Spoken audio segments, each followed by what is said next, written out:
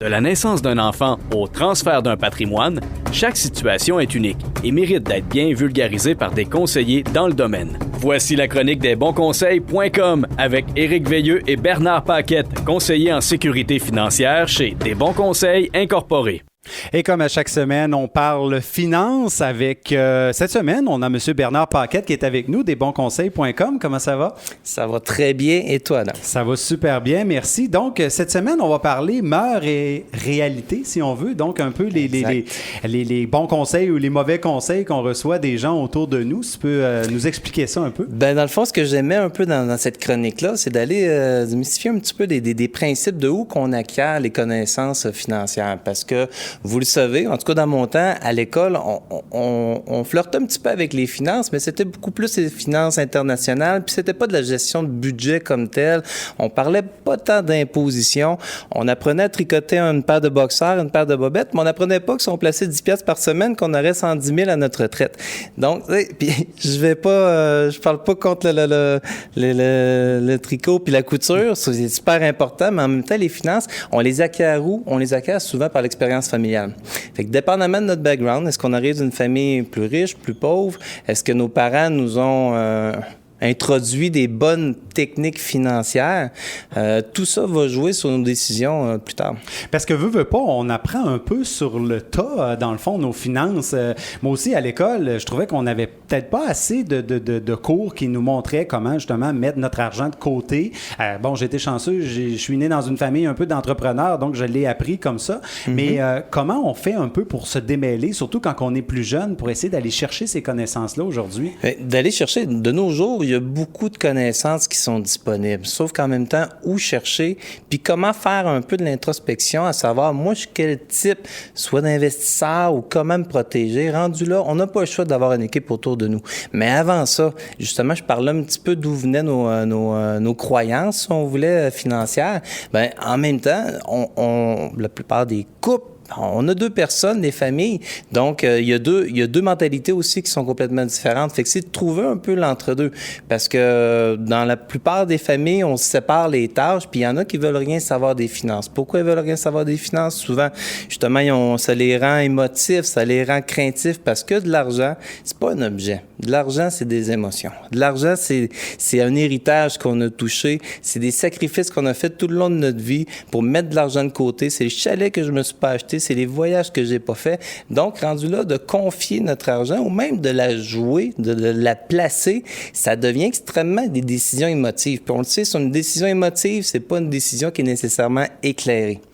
Donc, le courtier en sécurité financière, lorsqu'il va débarquer dans une demi-heure, c'est d'abord de cibler puis de communiquer un peu, de parler avec les deux, le couple, puis apprendre à connaître les deux pour prendre une décision qui va être neutre.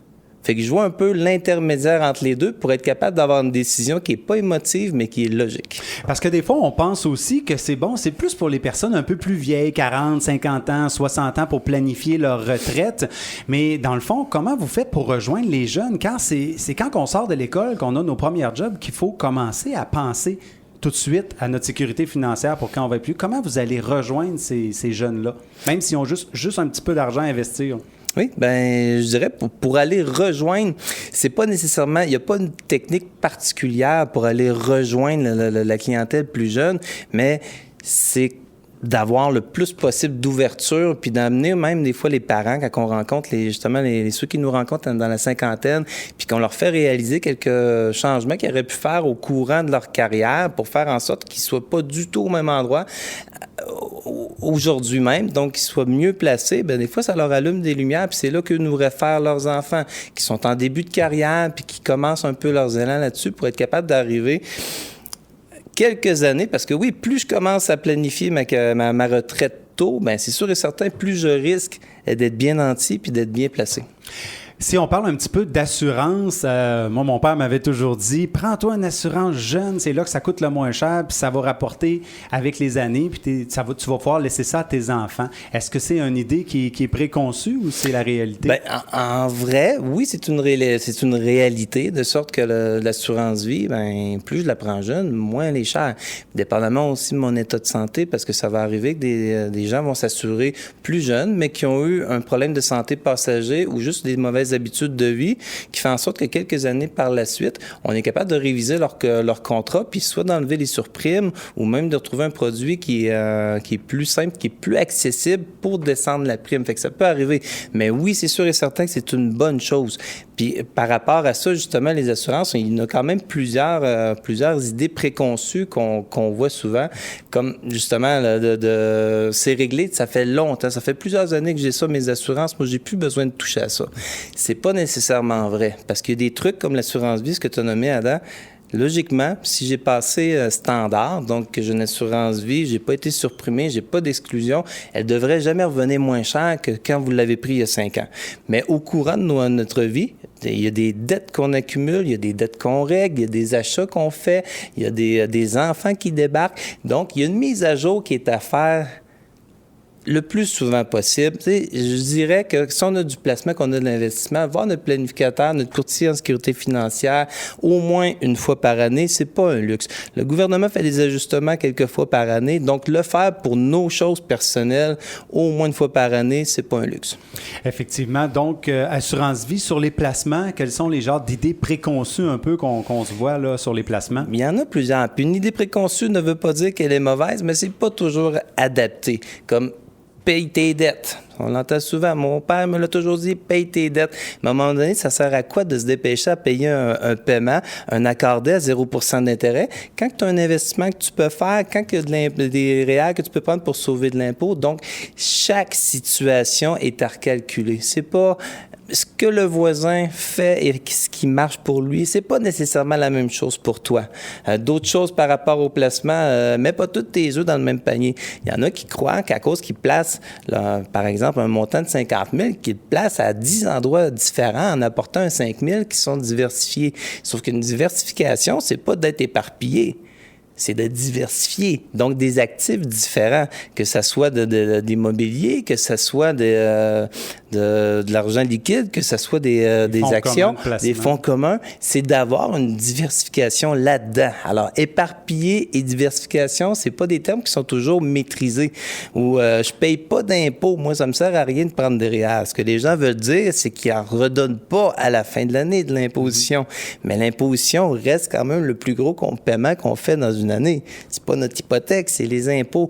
Donc, de trouver une manière de faire en sorte d'en donner moins, c'est sûr et certain que c'est avantageux pour tout le monde. Les seules personnes à peu près qu'on pourrait imaginer qui ont moins d'intérêt à prendre des réels, c'est ceux qui ont des gros fonds de pension gouvernementaux souvent, qui, à leur retraite, vont gagner presque le même salaire.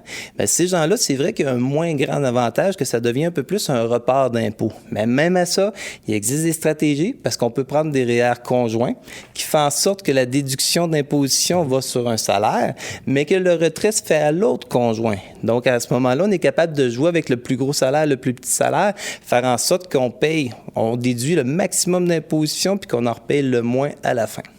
Si on y va avec les taux d'intérêt qui sont historiquement très bas ces temps-ci, est-ce que c'est un couteau à double tranchant? Donc, est-ce qu'on en profite beaucoup, mais pas trop en même temps? Parce qu'on sait que les taux d'intérêt, bon, éventuellement, ça va finir par remonter.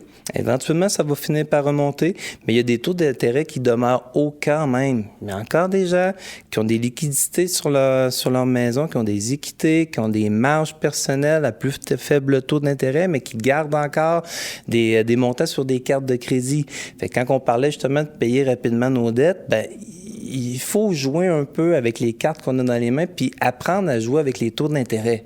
C'est pas normal de mettre un rush ou de payer tout égal une dette qui est à 3% d'intérêt versus une à 9, une à 19. On devrait mettre toute notre énergie à régler celle-là qui en coûte 19% d'intérêt puis y aller comme ça en descendant. Même principe que si vous avez une dette qui vous coûte moins cher d'intérêt qu'un placement qui vous rapporte, ben si on juge les deux, est-ce que j'ai l'argent pour régler ma dette et la placer en même temps? Si mon placement est plus rentable, on le place. On le place tout simplement. C'est ça, on le laisse placer, puis on espère que dans les prochaines années, on va pouvoir capitaliser sur ce placement-là, évidemment. Là. Exactement. Puis ça demeure du cas à cas. Puis la situation évolue. Si on revient un peu au placement, ben c'est sûr et certain qu'une période comme on a connu au mois de février, que tout s'est mis à cracher, si j'allais voir quelqu'un qui avait un profil audacieux, je te garantis qu'il était moins audacieux quand ça s'est mis à dégringoler. Tombe un peu plus prudent. Puis même affaire à l'inverse, quand les marchés ont commencé à monter, ben là, tout le monde était prêt à en mettre de l'argent, puis hey, mets-moi ça à risque. Fait que dans de quelques mois, la même personne change de profil. Donc, rendu là, est-ce que c'est vrai que le placement que tu as fait il y a 5 ans, que tu veux encore le placer au même endroit? Ça devrait pas. Donc, c'est bien beau les conseils des mononcles et des matantes, mais le best, c'est toujours d'aller voir son conseiller en sécurité financière, Bernard Paquette, avec ton collègue Éric Veilleux. C'est toujours debonconseil.com d'aller vous voir pour avoir une bonne sécurité financière. Merci beaucoup, ça m'a fait plaisir. Merci, on se revoit la semaine prochaine. Oui, bye-bye. Desbonsconseils.com vous a été présenté par Éric Veilleux et son équipe située au 135-25 boulevard Lacroix à Saint-Georges. De la naissance d'un enfant au transfert d'un patrimoine, différentes stratégies s'offrent à vous. Parce que chaque situation financière est unique, vous devez vous assurer d'en tirer le maximum. Notre équipe d'expérience est là pour vous donner les bons conseils dont vous avez besoin. Communiquez avec nous au 228-72-24 ou desbonsconseils.com.